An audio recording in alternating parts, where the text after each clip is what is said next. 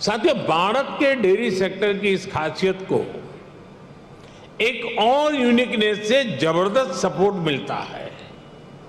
हमारे dairy sector की दूसरी विशेषता है भारत का डेयरी कोऑपरेटिव सिस्टम।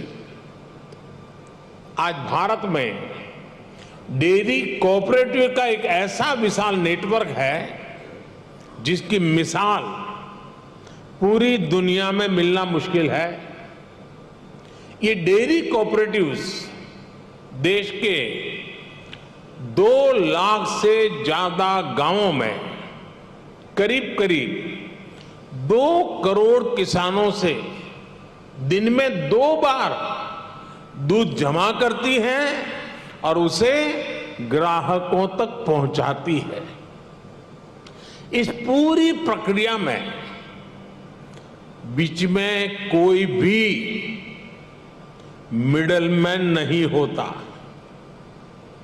और ग्राहकों से जो पैसा मिलता है उसका 70% से ज्यादा सीधा किसानों के जेब में ही जाता है। इतना ही नहीं, अगर मैं गुजरात राज्य की बात करूं तो ये सारे पैसे सीधे महिलाओं के बैंक अकाउंट में जाते हैं।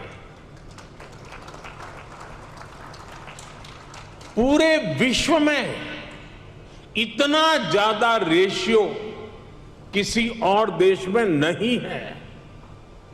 अब तो भारत में हो रही डिजिटल क्रांति की वजह से डेयरी सेक्टर में ज्यादातर लेन देन बहुत तेजी गति से होने लगी है।